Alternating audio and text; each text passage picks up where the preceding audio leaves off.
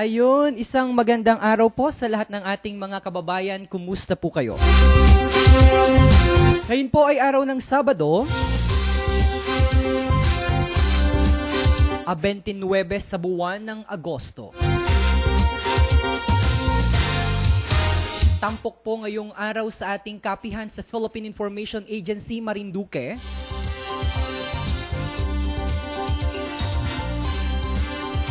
Ang ilan po sa mga programa at aktibidades na ginagawa naman po ng ating mga lingkod bayan.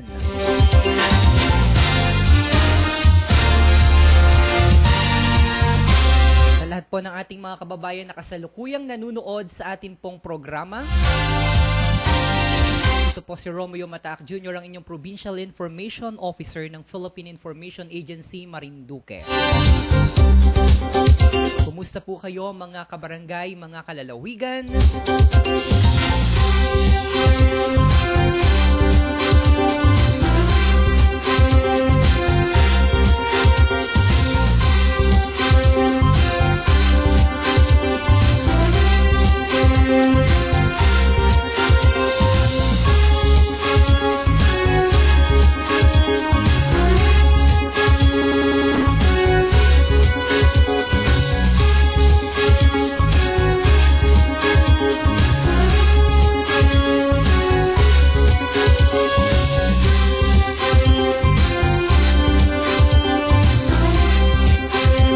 Ngayon po ay mayroon po tayong espesyal na panauhin sa atin pong kapihan sa PIA Marinduque.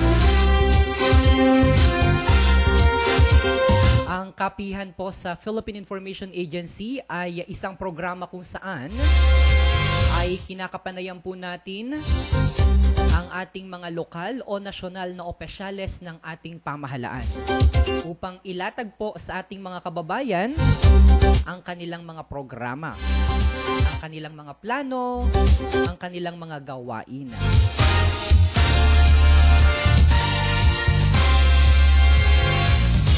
Ngayon po ay makapiling po natin ang ex-officio member ng ika-15 sangguniang panlalawigan ng ating probinsya ng Marinduque.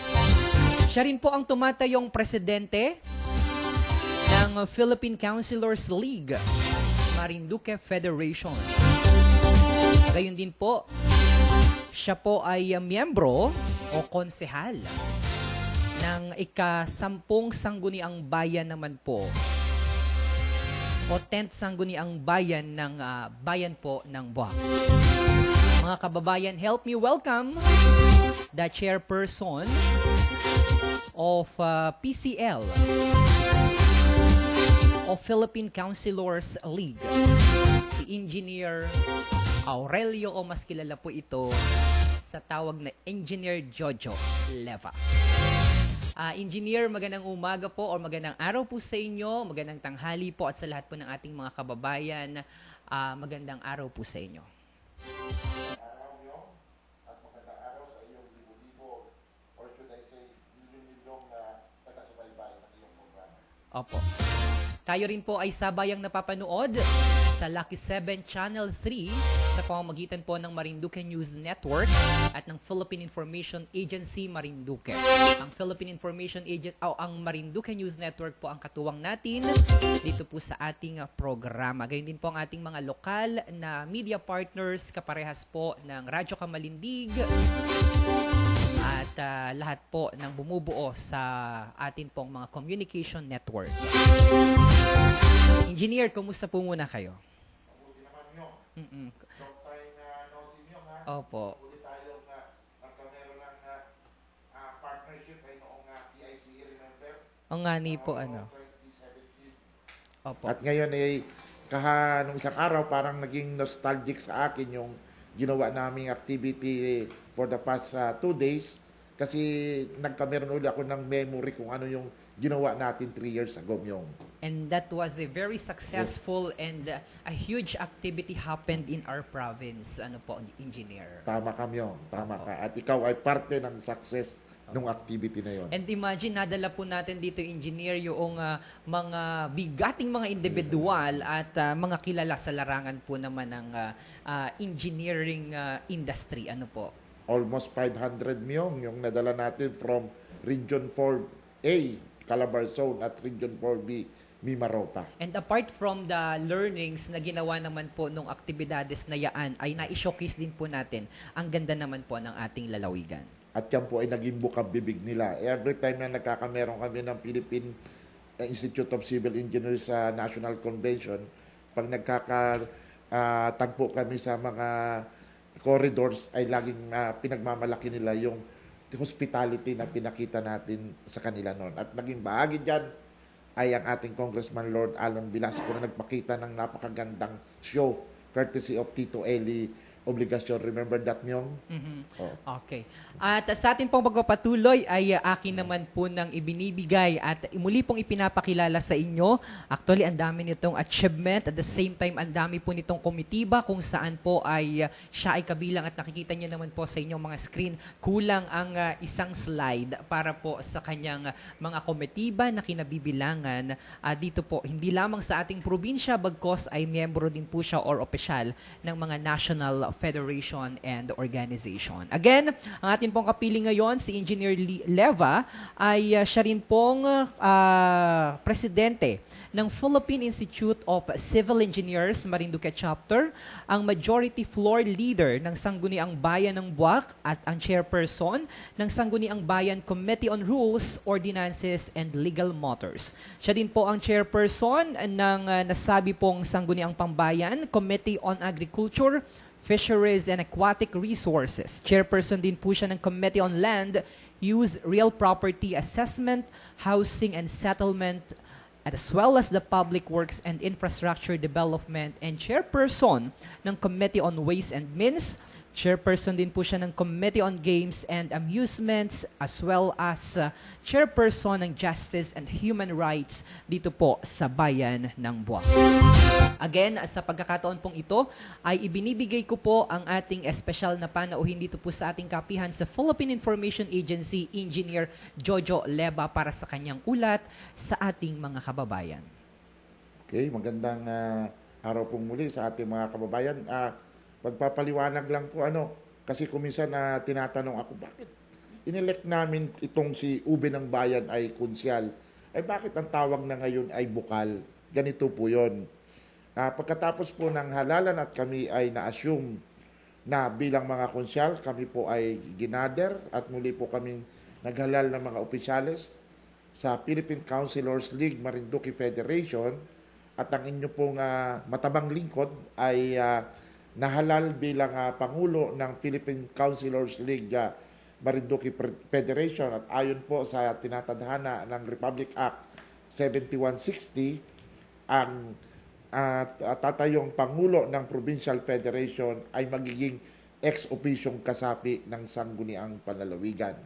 Kaya po, ang inyong abang lingkod, kasama po ang Pangulo ng Liga ng mga Barangay sa provincial level, ganun din po ang Pangulo ng mga Sangguniang Kabataan sa provincial level, ay kasama ng 8 regular na hinahalal, 4 sa first district, 4 sa second district, kaya 11 po kaming bukal sa Sangguniang Panlalawigan, na kung saan ang amin pong tagapangulo ay walang iba kundi po ang Vice Governor sa katauhan po ni Dr. Romulo A. Bacuro Jr. Pero ganun pa man po, hindi pa rin po ako nawawala bilang konsyal ng Bayan ng Buwak.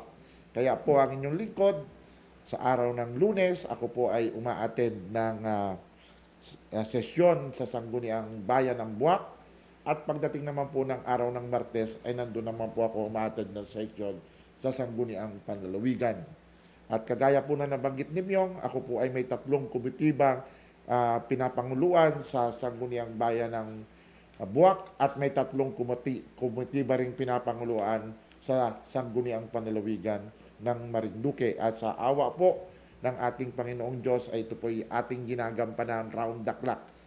24 hours a day, 7 days a week, and 4 weeks a month. At isa po sa malaking tungkulin kong ginagampanan ngayon ay ang magiging Pangulo ng Marinduque Federation ng Philippine Councilors League. Kaya po may mga programa po tayong ginagawa. Unang-una po, ang sabi po namin nung kami po ay nagkaroon ng eleksyon, nagiging transparent po kami, accountable sa aming mga members at dapat po ay meron po kaming exchanges of good practices at may harmonization din po kami sa mga legislative measures na aming ginagampanan. Alam po ninyo, siguro nung araw, nung ako hindi pa konsyal, lagi kong naririnig, tumakbo ka na lang konsyal. Kasi a-attend ka lang ng session pag Lunes, pagkatapos wala ka nang gagawin. Hindi po ganoon ang konsyal. Napakarami po ng legislasyon na ginagawa ng isang konsyal. Ito po ay nagsisimula muna sa legislative agenda niya.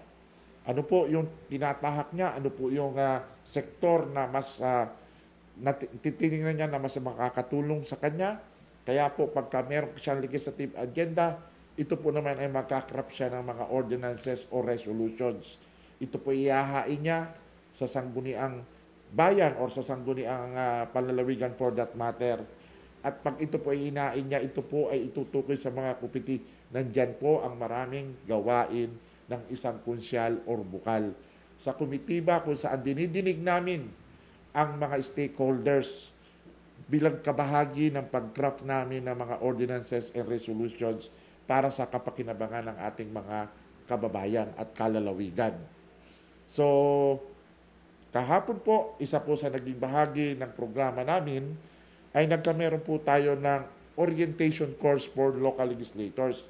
Kumbaga po, nakita ko po yung mga ating mga pari, nagkameron po sila ng retreat, ni-recharge po nila yung kanilang sarili spiritually. Kami rin po sa mga legislators, as local legislators, kailangan din po namin i-recharge yung aming mga sarili. Kailangan po naming matuto muli ng tamang parliamentary procedures, ng tamang paggabay sa aming mga tungkulin, at nagkameron po kami ng mga magagandang kaalaman. Ganun na rin po. Dapat din po kami ma-update sa mga issues na kinakaharap natin ngayon at sama-sama po kami sa bawat bayan kung paano namin po ito bibigyan ng solusyon. At ang solusyon pong ginagawa ng isang mambabatas ay siyempre gumawa ng batas. Maaring sa forma ng isang ordinansa o dili kaya ay sa forma ng isang resolusyon. So, Myong, ako'y tuloy-tuloy na. So, kahapon po ay nagkaroon kami ng orientation course for local legislators at ang aming pong tema ay enhancing governance through effective and responsive legislation. Alam po ninyo, sabi ni Myong kanina, bago tayo magsimula, parang medyo na-delay, tama po yon. Kasi ganito po, nagkameron po kami ng medyo postponement kasi marami po kami kinaharap na mga ads or sabi nga, against all ads ay tinuloy namin. Kasi po, nagsimula po kaming mag-conceptualize nitong programang ito noong pang October, nung ako po ay nahalal bilang Pangulo ng PCL Marinduque Federation. Nakipag-collaborate po tayo sa Marinduque State College sa pamumuno po ng dating presidente nito, si Dr. Mary Ann C. Manny. At kasama rin po natin ang Department of the Interior and Local Government sa pamumuno naman po ni Provincial Director Frederick Gumabol noon. So, ang una po naming balak ay ganapin po ito sa outside of Marinduque. So, nagpunta po kami sa Nasugbu, Batangas. Nakakita po kami ng magandang lugar doon. Pero nagkameron po ng Bagyong Tisoy. Hinagupit po tayo ng Bagyong Tisoy. So, minabuti po namin i-postpone naman in deference sa nangyari sa ating lalawigan at that time. So, pinalitan po namin yung venue, medyo lumapit-lapit kami ng konti, nagpunta po kami sa Tagaytay at nakakita kami ng napakagandang lugar doon, overlooking Taal Lake. Ang nangyari naman yung pumutok naman ang Taal Volcano. So, na-postpone na naman po. So, sabi namin parang Malas tayo dito sa Southern Luzon, nagpunta naman kami sa Northern Luzon, nakarating kami ng Subic. Aba, maganda yung lugar yung. Pero ang problema, nag-COVID naman, inabot naman tayo ng ECQ. Kaya nung malip na yung ECQ at napapunta na tayo sa NJCQ, meron kami uli ng conference, yung may isa pang pangyayari, iniwan na ako ng mga kasama ko. Si Dr. Mary Ann C. Manny ay naging presidente na ng Romblon State University. At ito naman si Director Eric Gumabol, sumama rin kay Dr. Manny, nagpunta na rin sa Romblon, naging provincial director. Pero ganun pa man, nagpatuloy po kami hanggang sa hinahaba-haba ng prosesyon, diyan po kami sa Balar nagtuloy. At nakita naman po nila, sabi ng mga kasama kong bukal, kahapon, napakaganda na palang, pwede na pala nating mag-hold ng mga ganitong event. Kaya na pala nating ipagmalaki. Hindi ko lang masabay sa kanila, Byong, nagawa na namin ni Myong 3 years ago. So sabi nila, kaya na pala nating mag-invite ng mga ibang attendees ng mga seminar. Yan po talaga ang layo natin. I-showcase po natin yung ating lugar, ang ating probinsya, na pwedeng pagdarausan ng mga seminars, conventions, and conferences para ma-promote natin yung turismo natin. Dito po tayo mag-hold. So, kahapon po, nung pong August 27, ay nagkameron po tayo ng, hindi na po ako magsasabi kung successful ito, yun na lang pong mga impressions na pinalabas po ng ating mga participants ang makakapagsabi kung how successful the event was. So, sa opening ceremony pa lang po, sa opening program, ay naging kasama po natin ang ating butihing mayor ng Bayan ng Buwak, Honorable Mayor Army de la Cruz Carrion. Nagbigay po siya ng welcome remarks at nagbigay din po ng special messages ang kasalukuyang OIC President ng Marinduque State College, si Dr. Bedalisa Capiña. Ganun na rin po ang dating Pangulo at ngayon ay Presidente ng Romblon State University na si Dr. Mary Ann P. Manny. At ito po'y pinatingkad Myong ng keynote address ng ating keynote speaker na walang iba, Myong, ay pagmamalaki natin ang pinakamalaking universidad sa buong Pilipinas in terms sa state colleges and university. Ang Pangulo po dyan ay Marinduqueño. Tubong Muralion, Buwak, Marinduque, sa katauhan ni Dr. Manuel Muhi o mas kilala si Bong Muhi. So naging kasama po natin siya. Maganda na ang technology natin yung via Zoom at pinakita po niya kung ano ang mga programa na pwede nating i-extend dito sa ating mga kababayan. So ito po yung tinatanong mo sa akin, ano yung programa ng PCL. Isa po sa programa namin, i-educate po natin yung mga kasama nating kunsyal. Hindi naman po lahat ng kunsyal ay nakapagtapos ng college. Meron pa rin po mga undergraduates. And we have a partnership with PUP na magkameron ng extension program. So sila po ang pupunta dito. Yung gusto magpatuloy ng kanilang bachelor's degree ay extend po yan ng PUP. Hindi lang po sa mga konsyal, gano'n na rin po sa mga punong barangay or barangay officials. So, dadalhin po nila ang PUP dito sa ating lalawigan through extension programs. Gano'n rin naman po yung mga graduate na, pwede rin po silang mag-aral ng masteral degree. May mga masteral courses din pong ino-offer ang PUP through their extension program and the Open University System. At yan po ay hinatag sa atin ni Dr. Muhi. Kung kayo naman ay masteral na, pwede rin pa rin kayong mag-doktoral. Katulad ni Dr. Benildo Largado, DPA. Yan po ay nag-aral ng doctoral, isang konsyal na nag-aral through Open University System. At sa kanyang pag-aaral ay siya po ay naging doktor. Kaya po siya ay ngayon ay doktoral na. Kaya lang po ay isa lang yata ang niresetang gamot ni Dr. Largado. Tanong nyo na po lang po sa kanya kung ano yung gamot na yun. So, ganun pa po. Isa pa pong nagpatingkad ng aming opening ceremony ay ang talumpati ng ating punong lalawigan, ang ama ng lalawigan. Very informative yung mga legal aspects of legislation taking from the expert, being former Justice of the Supreme Court. Binigyan po niya kami ng payo. Ano po baga dapat ang inyong batas na gagawin? Very simple. Sabi niya, dapat simple ang language. Hindi dapat mag-isip para hindi ito maging subject to interpretation. Yan po ang tip na ibinigay sa amin, among others na ibinahagi sa atin ng ating Gobernador Presbitero J. Velasco. Naging kasama rin po natin si Vice Governor Romulo Bacoor at ganoon na rin po si Congressman Lord Alan J. Velasco na kinatawa naman po ng kanyang kapatid na si P.A. Michael Vincent Q. Velasco. So, ang unang pong topic niyong, pagkatapos ng opening program, meron po agad kami ng session. At ang first session sa topic na Excellence starts with you, the fundamental values or foundational values of public servant ay binahagi po ni Dr. Manny. At naging interesado po agad yung mga, ito pala, parang nagkameron na sila ng retreat. Ganito pala kami dapat. Ganito pala dapat ang isang public servant. Hindi dapat makasarili. At sinabi nga niya, meron pang sila sabi siyang yo-yo, blow-blow at go-go public servant. At yan po ay pinaliwanag ni Dr. Manny. Naging mapalad din po tayo dahil lang meron tayo ng mga speakers. Ito ay po ay mga lawyers at mga homegrown lawyers.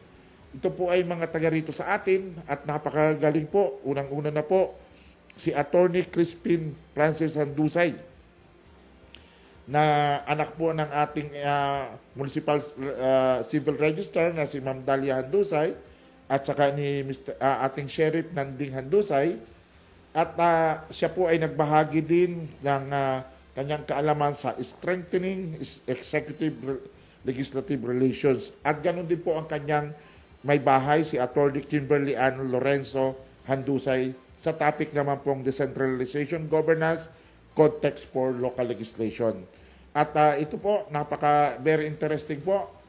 Makikita po naman ninyo ang enthusiasm ng mga participants kasi marami po ang nagtanong, marami po silang gusto malaman, marami pa po pala kaming bagay na hindi nalalaman tungkol sa governance. Dati po, ang tawag nga daw po ay government, pero hindi na po ngayon governance. Kasi po, kailangan po natin din ang private sector.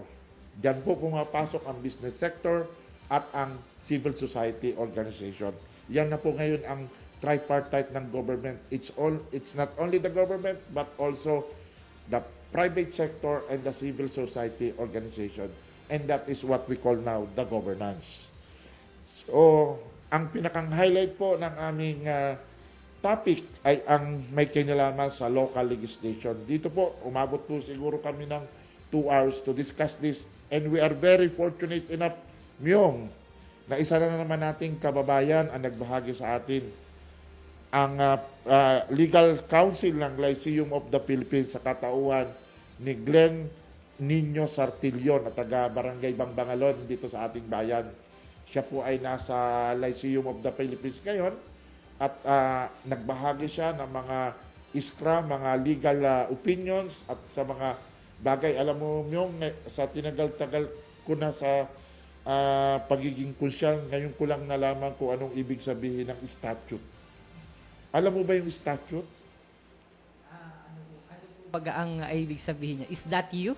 No, ang statute pala ay laws created by Congress.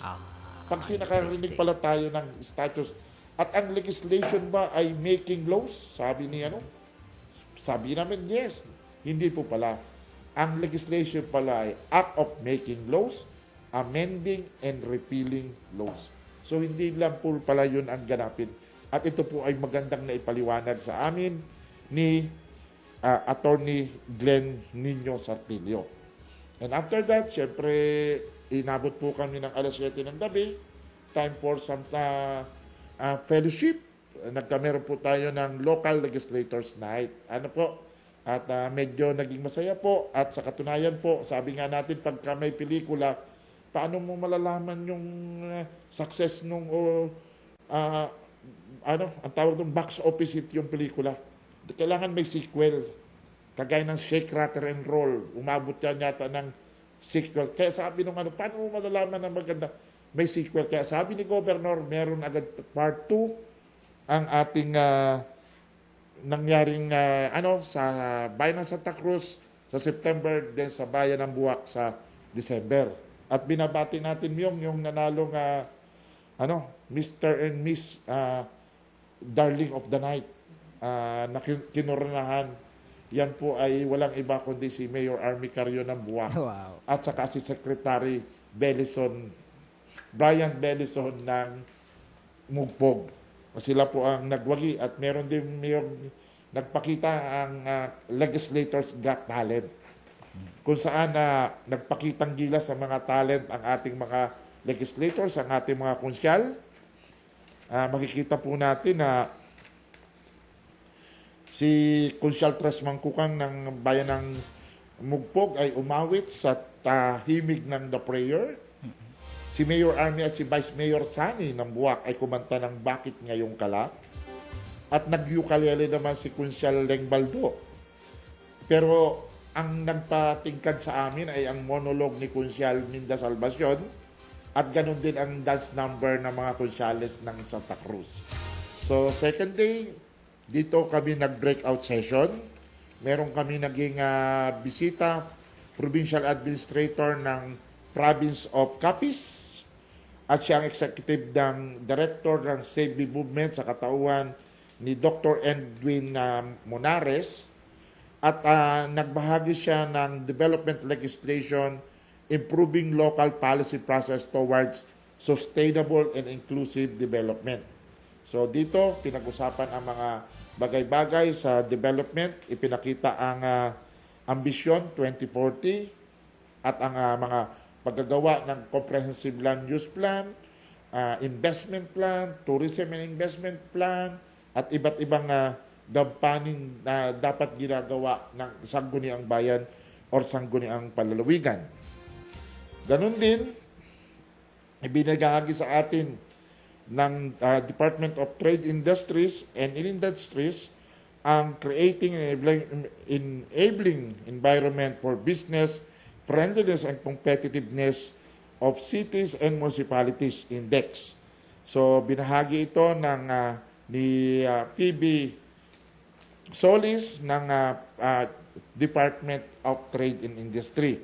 Ganon din, binahagi naman ng DILG sa katauhan ni Ms. Joyce Ulpo ang Seal of Good Governance. Alam mo, yan ang isang ambisyon ng isang local government ang makatanggap ng Seal of Good Local Governance. Sa ngayon ay sabi nga niya, medyo matagal-tagal na rin panahon na hindi tayo nakakatanggap ng Seal of Good Local Governance. May mga ibang bayan, pero dito sa bayan ng Buwak, iyan ang isa sa ating minimiti na ang Seal of Good Local Governance ay ating makamit. So sa huli, ay syempre, meron pa tayong dapat pag-usapan at walang iba ito kundi ang COVID-19 pandemic issues. Ito naman ay binahagi ng ating Provincial Health Officer sa katauhan ni Dr. Jerry Caballes. Pinakita niya at inulat niya kung ilan ang naging case ng ating COVID-19 dito sa lalawigan ng Marinduque. 12 of them, and so far 11 recovered. 1 died, but ang kinamatay nito ay not COVID-related. Ang kinamatay nito ay accident, gawa sa aksidente.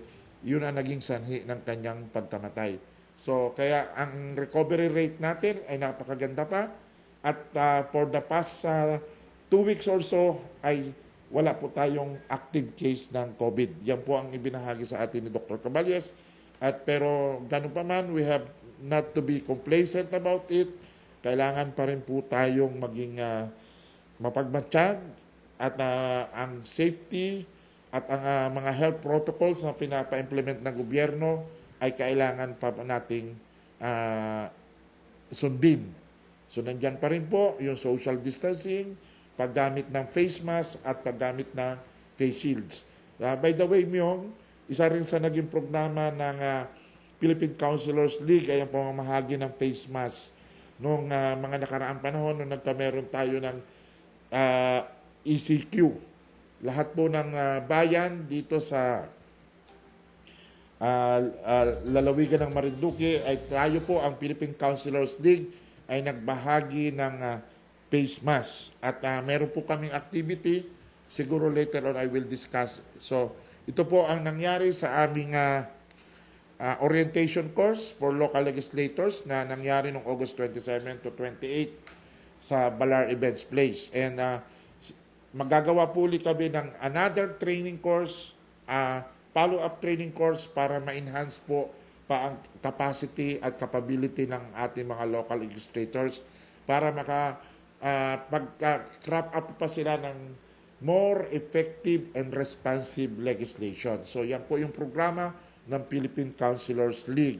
So come next week, meron po tayong PCL Week celebration and I will give the details of this later. At isa rin po sa nilayo ko ay ang maayos na housekeeping ng aming samahan. Kaya po sa 4th week of September ay magkakaroon po kami ng Constitutional Assembly at ikakrap up po namin ang Constitution and Bylaws ng aming samahan dito sa Marinduque Federation for ratification naman po ng aming pangkalahatang membro ng Marinduque Federation of Philippine Counselors League. At magkakaroon po kami ng General Assembly come December. So, yan muna Myong ang mga babahay ko sa iyo. Mamaya, I have some important activities that ibabahagi ko sa iyo. Alright, maraming salamat po Engineer Leva, Bukal Leva at Councilor Leva. Ang dami. At sabi nga ni ay ang kilala rin ito. Sabi niya kanina, ube ng bayan. But anyway, pag-uusapan pa po natin ang iba pa po at bubis ang iba pong mga programa ng kanila pong organisasyon, particularly ito pong PCL o mas alam naman po natin na ang tawag po dito ay Philippine Counselors League. At the same time, yung iba pa pong mga aktibidades na ginawa po ng kanilang organisasyon. Bubusisiin po natin yan isa-isa. Makalipas lamang po ang ilang mga paalaala.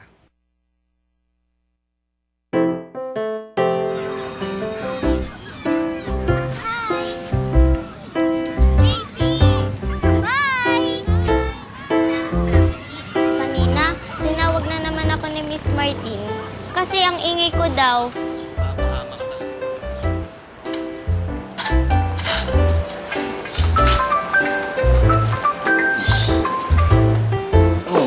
Guys, ang hirap naman ng fraction homework ko. Sige nga, madali lang yan.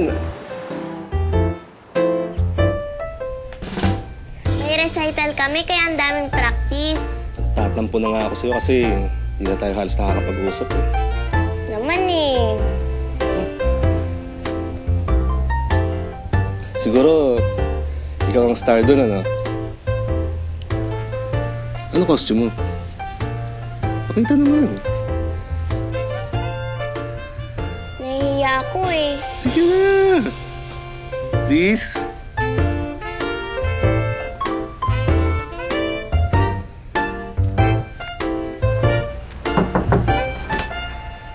Nak, dinner's ready.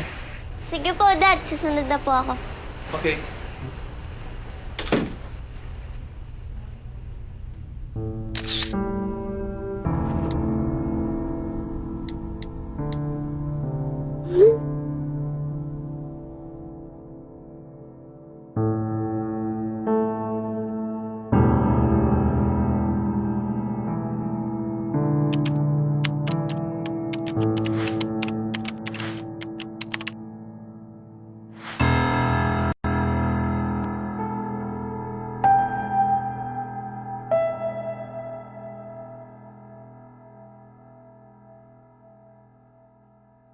De Luna, Present! Herrera, Present! Valera, Present! Handa ba tayo sa school year 2020? Ngayong taon, ang edukasyon tuloy pa rin. Sa tulong ng DepEd, mga guro at mga magulang, ang handang isip, handa bukas. Tuloy-tuloy ang pag-aaral. May mga lessons para sa iba't ibang antas. Sa government TV, maging sa radyo. Mahalagang ligtas ang ating mga estudyante at guro. Kaya kahit nasa bahay, tuloy ang edukasyon.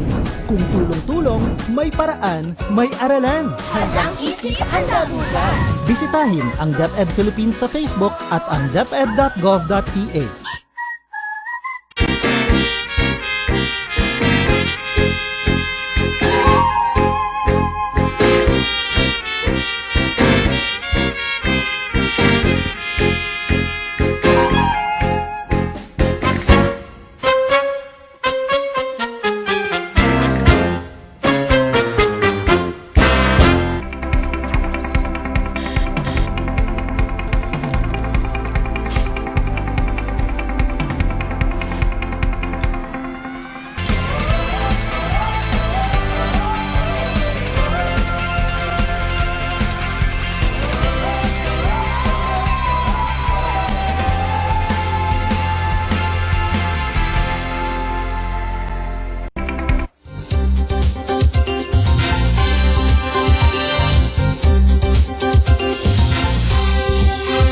At muli po tayong nagbabalik dito po sa ating kapihan sa Philippine Information Agency Marinduque. Muli po ang inyong lingkod, Romeo Mataak Jr. po, nadating po sa inyong mga tahanan sa oras na 2:23 ng isang magandang hapon. At again, welcome back sa atin pong kapihan sa PIA Marinduque.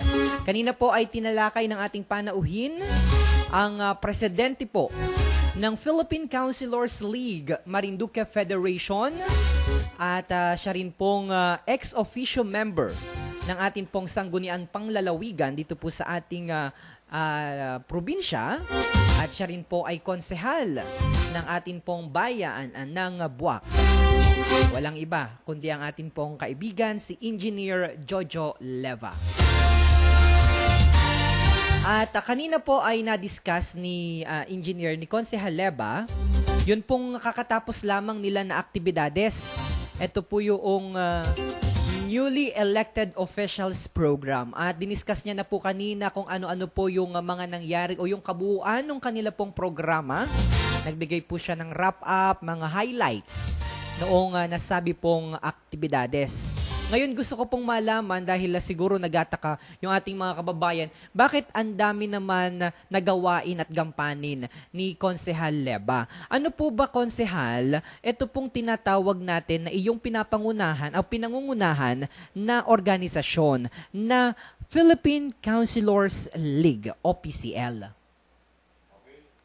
Ang Philippine Councilors League ay samahan ng mga konsyal sa buong Pilipinas o liga ng mga konsyal sa buong Pilipinas. Ito ay ilatag by virtue of yung Republic Act 7160. Pero prior to that, ay meron lang nabuong Philippine Councilors League, pero sa paglabi nila sa Congress, ay ito ay meron ng provision sa sa ating Local Government Code of 1991. So, ano ba ang layo ng Philippine Councilors League? Ito ang nagiging venue ng pagpapalitan ng practices or good practices ng bawat sanggunian. So, sa level ng probinsya, may tinatawag tayong federation. Ito, ang lahat ng mga konsyal sa mga nakasasakupang bayan at component cities ng isang lalawigan, pinefederate nila yung kanilang sarili at ang tawag nga doon ay Provincial Federation, kung saan yung Provincial Federation President will sit as an ex-officio member of the sangguniang panlalawigan. Pagdating naman sa city, yung mga city, chartered cities at saka lalo na yung highly urbanized cities, ang tawag sa kanila ay city chapters. So, yung kanilang city president ay walang representation sa sangguniang panlalawigan. So, yun lang ay para dun sa mga component cities, pero yung mga highly urbanized cities, because they can stand by themselves, by itself, yung mga kanilang mga cities, dun lang sila sa kanilang highly urbanized associations.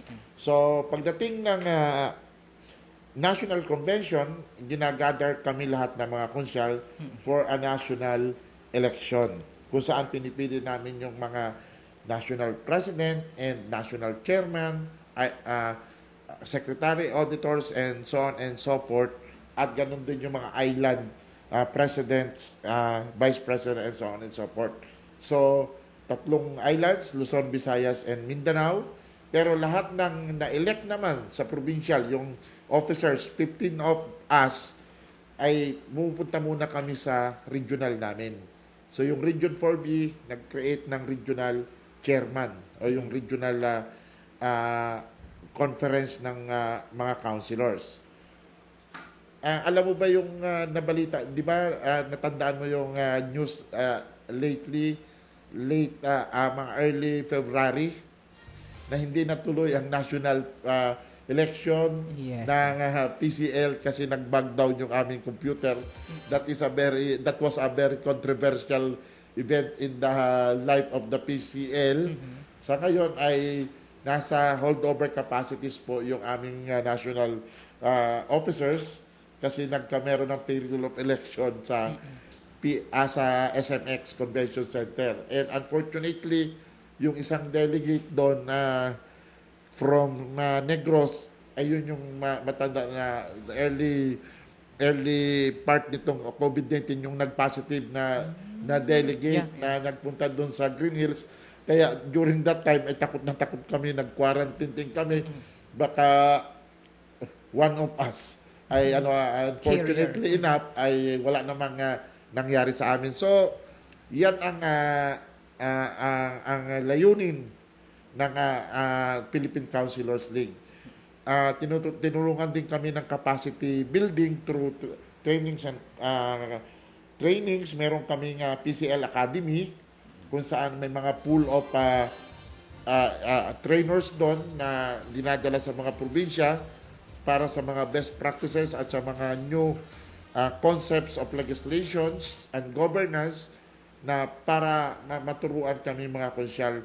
Kasi siyempre pagka tayo dito lamang, hindi natin alam na may magaganda palang LGUs, nagkakaroon din kami ng mga benchmarking sa mga ilang LGUs. At isa pa, sabi nga namin ay bilang mga sanggunian, alam naman ninyo ang isang sanggunian composed of 10 members, ibig sabihin iba ang kaisipan. Sa amin, madalas namin gawin ang mag-argue. May kanya-kanya kaming stand sa aming mga pananaw base sa aming pagkakaunawa doon sa isang issue. Kaya nga, we have to agree on how are we going to disagree. Kaya tinuturuan kami ng tamang parliamentary procedures. Kaya nga ang tawag namin sa isa't isa ay mga honorables. Kasi kaya namin tinatawag para ma-inculcate kami sa mga sarili namin na bagamat kami nagtatalo-talo sa mga issue, dapat ito ay sa isang honorableng paraan. Kung makikita mo, Myong, sa ibang bansa, yung mga parliaments dyan, nagbabatuhan pa, nagsusuntukan. Di ba? Pero dito sa ating magdidebate tayo, ang usapan lang natin ay personal. Sorry. Ang usapan natin dito ay issue at hindi personalan. Sabi nga doon sa walang personalan, trabaho lang. At dahil dyan, meron kaming tinatawag sa tuwing kami nakakaroon ng session, kumbaga sa dasal, meron tayong Apostles' Creed. Kami rin naman ay merong Councilor's Creed. Gusto mo bang banggitin ko sa iyo kung ano yung aming pangako sa aming mga constituent? Sabi namin, tuwing kami nagsesession, tinataas namin ang aming kanang kamay at kami nanunumpa that I am a Philippine Councilor, mandated by law to enact measures and ordinances that redound to the general welfare of my constituents and their pursuit for happiness, peace, and prosperity. I believe in public service above all. Yan po ang tema namin. As the guiding principle above self, as the guiding principle of my official act. And as I tread the pathways of local legislation, may the Almighty guide my mind, and heart that I shall be true to my constituents and the Filipino people. Ang amin pong motto, I believe in public service above, sir. Alright, at very interesting ho no, ng ating discussion at kami po ay humihingi muna ng pasensya dahil sobrang bagal po ng ating internet connection. Mukhang naputol na po tayo sa Facebook pero dire-diretso naman po tayo live na live sa atin pong Lucky 7 Channel 3 at huwag po kayong mag-aalala towards the end or immediately after the end, after completion o pag natapos ho itong ang atin pong kapihan na ito sa Philippine Information Agency ay automatic po natin itong i-upload sa Philippine Information Agency Marinduque Facebook page, gayon din po sa Marinduque News Network. Minsan po talaga ay hindi ba yan nakikisama ang atin pong internet signal. At actually, nag-usap po kami ni Engineer Leba hinggil po dito sa atin pong internet connection. But bibigyan po natin yan ng pahapyaw na pasada mamaya. Pero sa atin pong magpapatuloy ay atin pong tanungin maliban po dun sa ibinahagi at kakatapos lamang na isa sa napakalaki at napakahalagang gawain na ito ang newly elected officials program na inisyatiba naman po ng PCL at katuwang ang Marinduque State College, gayon din po ang Department of Interior and Local Government o DILG. Ay alamin pa po natin ang ilan pa po sa mga programa ng kanilang organisasyon ng Philippine Counselors League. Partikular po yung may kaugnayan naman sa paglaban po ng bansa, sa paglaban po ng ating probinsya sa pandemyang bunsod ng COVID-19. Ano-ano po, engineer, yung mga programa po ninyo? Either kung sa organisasyon meron pong specific or sa inyo po bilang kayo naman po ay konsehal ng bayan at the same time ex officio ng ating pong sangguniang panlalawigan. Napakaganda po ng inyong katanungan. Alam po ninyo, siguro po nakikita naman ninyo kami doon sa aming mga emergency operation centers noong nakameron tayo ng ECQ, yung Enhanced Community Quarantine. Actually, yan pong trabaho na yan po ay extra na sa aming trabaho, which is legislation. Pero saan po pumapasok ang legislation dyan? So, ayon po sa batas, ang sanggunian po has the powers of the pars. Kami po ang may kapangyarihan sa kaperahan ng bayan. Hindi po makakagugol ng anumang pananalapi ang ating punong ehekutibo kung walang pagsang-ayon ng sangguniang bayan o sangguniang panlalawigan for that matter. So kami po sa sangguniang bayan, ng lahat ng bayan, gano'n na rin po sa sangguniang panlalawigan, nakaantabay po kami sa mga kaukulang pondo. Kaya po yung mga ipinamahagi ng ating mga pamahalaang bayan, sa bawat bayan, gano'n na rin po sa pamahalaang panlalawigan, ayan po ay sa pag-aproba ng mga sangguniang bayan at sangguniang panlalawigan. Alam po naman ninyo, wala pong sino man ang nakakaalam na may ganitong mangyayari. Sapagkat noong pong ginagawa ang ating mga budget, ang annual budget na sinusumite ng mga punong ekutibo, ito po'y sinasubmit every October 15 of the year. Kasi pag hindi po sila nag-submit, sila po ay criminally liable. Kaya po sinasubmit nila yan, executive budget, yan po ay dinideliberate namin para yan po ay maging General Appropriations Ordinance. Pag ito po ay naging ordinance na, yan po ay pwede na nilang igugulin. Pero wala man pong plano dyan na darating itong COVID-19. So hindi po nakalagay dyan o wala po tayong maraming alcohol, sanitizers. So kailangan po magkameron ng supplemental budget. Doon po pumapasok ang sangguniang bayan at sangguniang lalawigan. Ina-authorize po natin ang ating mayor or governor na igugulin ang certain amount. Hanahanapan po namin ito ng kaukulang funding source. Alin po yung pwedeng wag na muna natin gamitin. Una po dyan, yung mga trainings and seminars, sapagkat hindi naman tayo pwedeng lumabas. Hindi naman yan essentials.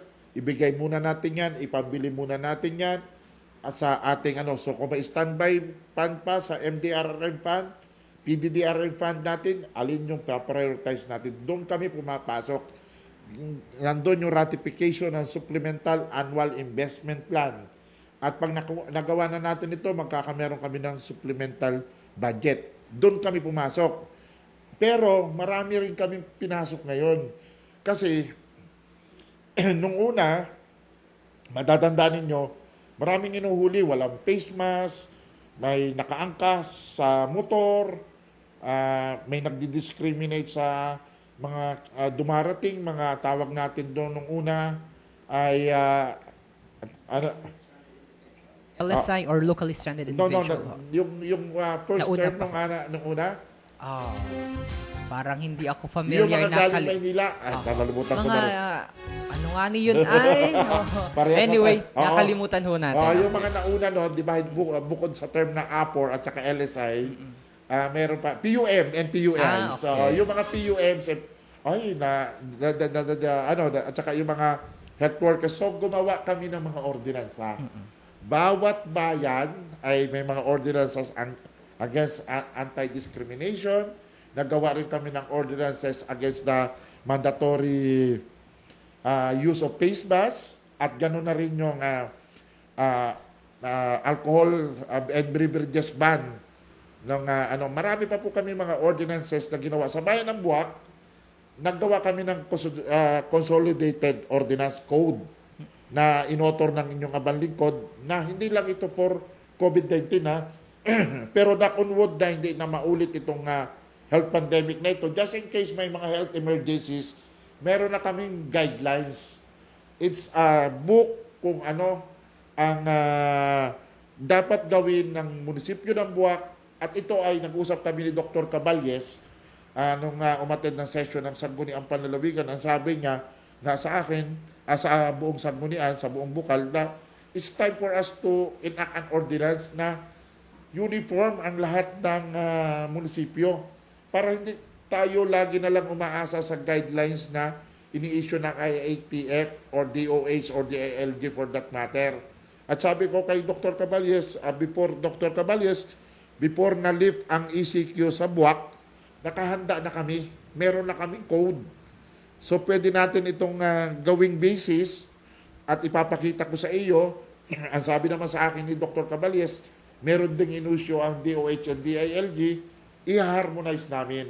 At ito ay gagawing pattern or model ng bawat munisipyo dito sa atin sa pag-combat nitong ating pandemic na ito. Hopefully, sa tinitingnan natin, sa base na rin sa sinabi ni Dr. Caballes kahapon sa tanong na meron na ba talagang progress yung ating mga vaccines. So sabi niya, merong 3 bansa, yung US, yung Russia, at saka yung China na nasa stage 3 na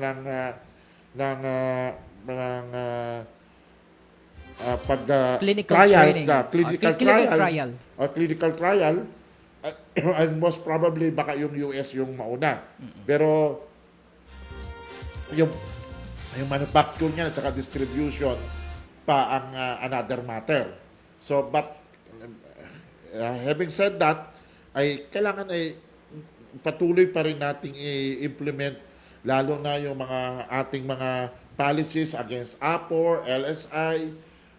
Yun nga, nung mayroong request sa amin ng governor kasi ang APOR po ngayon, yung RPT, yung rapid testing for APOR, nagiging ginawa natin itong mandatory. At ako po ang chairman ng Committee on Ways and Means at binaba po natin yung presyo ng kit, ng testing kit from 1,000 ay binigyan po natin ng authority ang ating governor na ilagay na lamang ito sa 700 para hindi naman po mahirapan ang ating mga kababayan. So, inapprove po namin yung resolution at we are concurring with the request of the governor to lower the rate of the testing kit para ito po ay mapababa. Pero ang rekomendasyon pa rin po ng ating Provincial Health Office, ang pinaka-the best pa rin po ay ang quarantine. Opo.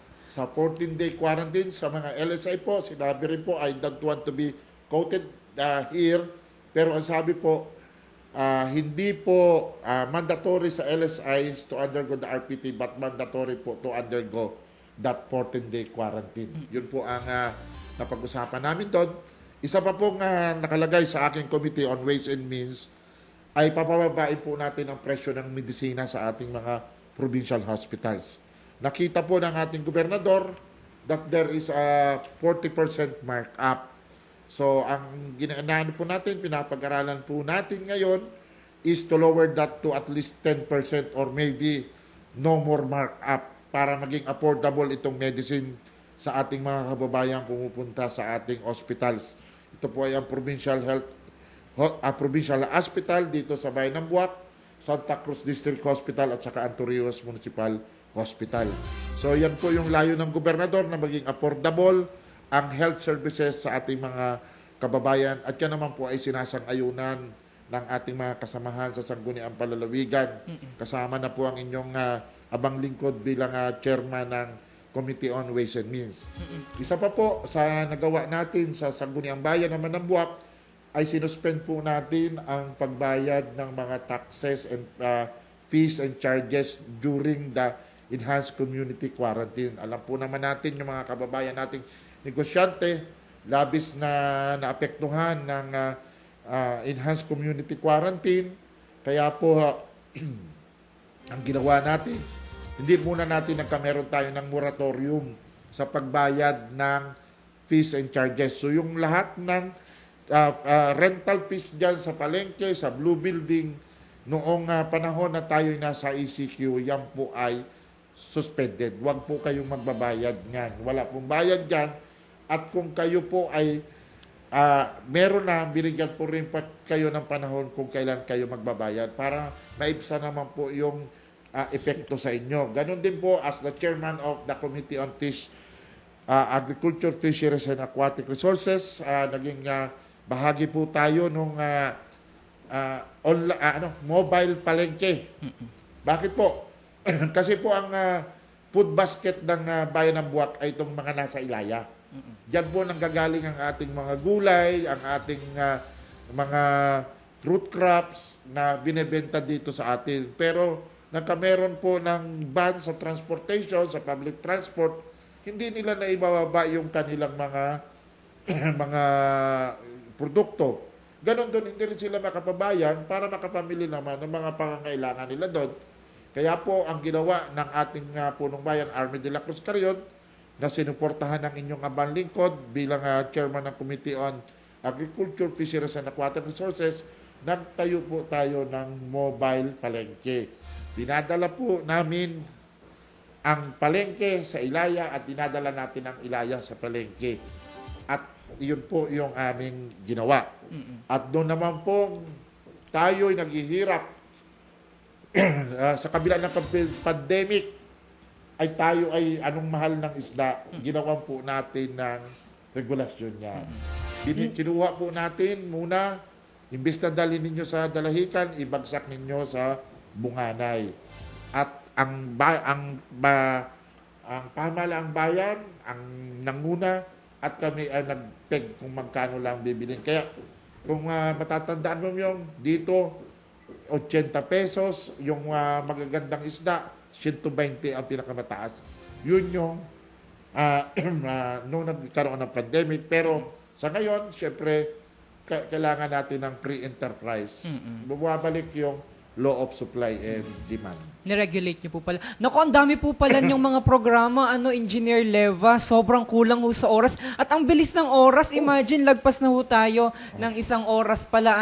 Thank you so much ho. Siguro next time, Engineer, Councilor Bukal, ay kayo ay makabalik dapat dito. Dahil ang dami ko pa pong mahalagang mga katanungan sa inyo. Pero meron ho tayong susunod na programa. Engineer, siguro next time ho, kayo, dahil ang dami nyo hong function, ex-officio, presidente ng PCL, councilor ng atin pong bayan ng Buwak. Siguro, by dapat kayo, by organization ho, dapat pala yung reporting ninyo. By the way, maraming salamat po, Engineer Leva, dahil sumapit na po tayo sa oras upang tayo po ay magpaalam.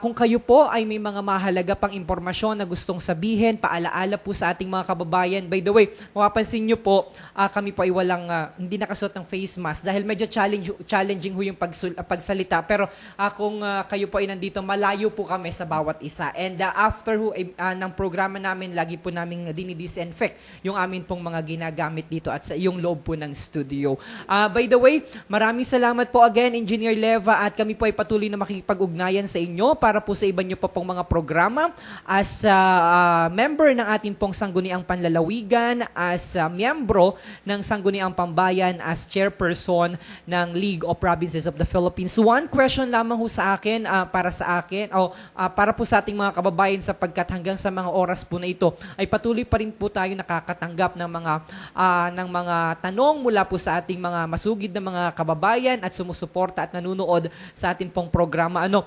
Ibig sabihin daw po ba noong sinabanggit niyo po kanina na 700 ibinaba na yung presyo o yung amount na kailangan nyo pong bayaran kapag kayo po ay nag-undergo ng rapid antibody test kung kayo po ay LSI o APOR. Aprobado na po ito. Ano po? Opo.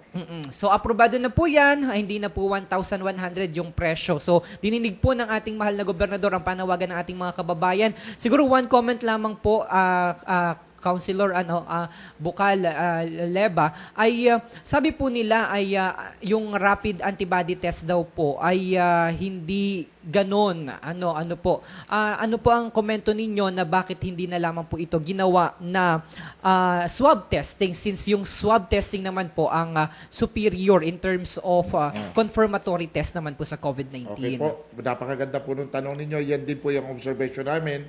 Ay sabi naman po ni Dr. Caballes, yun daw po swab testing, napakamahal daw po niyan. 4,000 to 5,000. At the same time, yung paggamit naman ng RPT is a deterrent. Meron pong layon ang Provincial Health Office at saka si Governor kung bakit ito ginagawa. Pero this is still a deterrent sa pagpasok natin dito sa ating ng COVID-19. Na naniniwala po sila na mas effective talaga ang PCR test kaysa sa antibody rapid test. Antibody test. Okay, Engineer Leba, para po sa inyong mga paalaala at panghuling mga mensahe na gustong ipabatid sa ating mga kababayan, sa mga taga-Buwak at sa buong lalawigan. Please go ahead po. Salamat Myong. Sasamantayin ko lang ang pagkakataong ito na i-announce sa inyo na come September 1 to 7 is our PCL week by virtue of Presidential Proclamation number 212. Meron po kaming programa from September 1 to 7 at kami po, namigay na po kami ng face mask. Ngayon naman po, ang pamimigay namin come September 7 ay mga face shields. Sa September 5 pa, yun po yung culminating namin, meron po kami motorcade from Buwak Town Plaza up to Mount Baliis, kung saan po nakikita natin ngayon ang Sea of Clouds. Magkakaroon po kami ng Adapt at Tree program sa Baliis Falls at meron din po kaming inauguration ng Puok Bagsakan mula sa Ubi ng Bayan sa Sitio Pagsakahan sa Barangay Kanat at meron din po kaming Thanksgiving Mass sa Seaside View event play sa Barangay Laylay at sa gabi po, Myong, iniimbitahan ko kayo ang lahat sa PCL President's Night. So from 1 to 7 po, meron po mga activity ang bawat kunsyal sa kanilang bawat bayan, pero meron po kaming culminating activity sa September 5. At ngayon pa lang, Myong, iniimbitahan na kita sa September 5 para sa PCL President's Night at baka pwede mo rin kami samahan from the early dawn out up to the till midnight of September 5. Maraming salamat po at thank you so much for the invitation. Kami po ay patuloy na makikipag-ugnayan sa inyong opisina po para po sa iba pa pong mga detalye ng inyong mga programa sapagkat napakahalaga po na malaman at mailatag po natin sa ating mga kababayan ang mga programa, ang mga gawain at mga plano naman po ng ating mga lokal at nasyonal na opisyales ng ating pong mga lingkod bayan. Muli po ang aming pasasalamat sa atin pong panauhin ngayong hapon sa katauhan po ni Engineer Aurelio Jojo Leva, ang tumatayo pong presidente ng Philippine Councilors League Marinduque Federation at gayon din po ang Sangguniang Bayan member ng Bayan po ng Buwak at ang miyembro din po ng Sangguniang Panlalawigan ng atin pong probinsya. Muli po nakapiling nakasama natin si Engineer Jojo Leva. At sa pangalan po ng aming Regional Director na si Dr. Joey Alagaran III, o the second pala. At sa amin pong kasama dito sa technical na si Mr. Santino Latorena. Tanggapin niyo po ang aming pasasalamat. Gayon din po, isang magandang hapon sa lahat ng ating mga kababayan. Patuloy po kayong sumuporta, sumubaybay sa ating pong programa. At as I mentioned, kanina po ay upload po natin agad-agad ang ating pong recorded video na ito sa atin po ng mga social media platform. Sapagkat nagkaroon po tayo ng technical problem sa atin po namang internet connection. Muli po, isang magandang hapon, magandang araw sa lahat po ng ating mga kababayan. God bless everyone. Lagi po tayong maging ligtas, mga Marinduqueño.